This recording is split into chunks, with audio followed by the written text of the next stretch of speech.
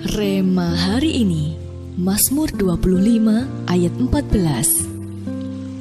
Tuhan bergaul karib dengan orang yang takut akan Dia, dan perjanjiannya diberitahukannya kepada mereka.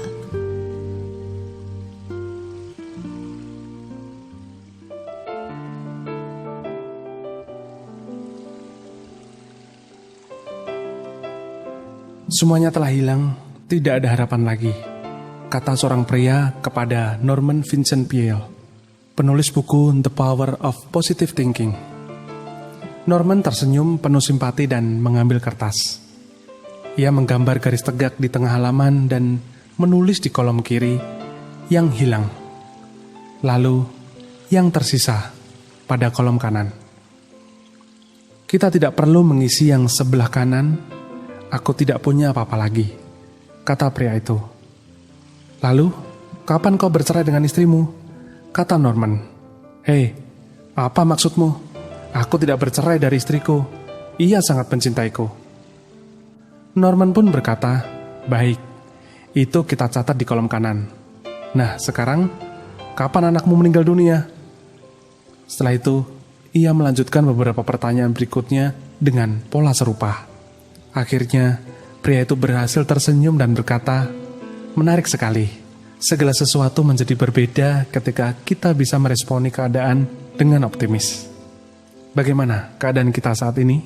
Apakah pandemi COVID-19 sudah menghancurkan hidup dan hanya menyisakan keputusasaan?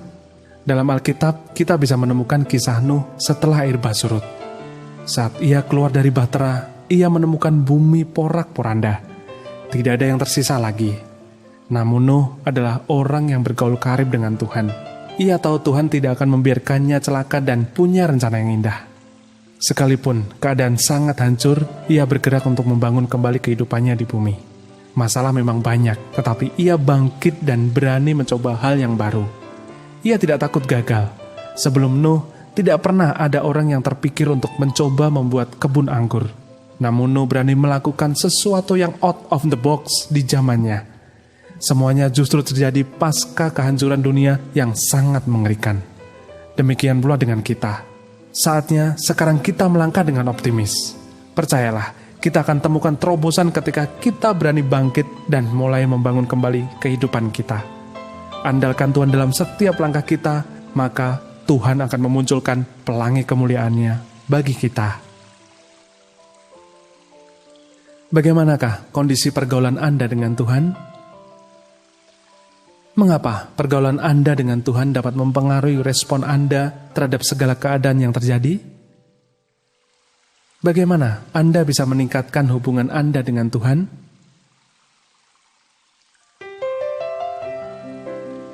Bapa yang baik, ampuni kami apabila selama ini kami membiarkan segala kesibukan dan situasi kondisi menjauhkan kami dari-Mu.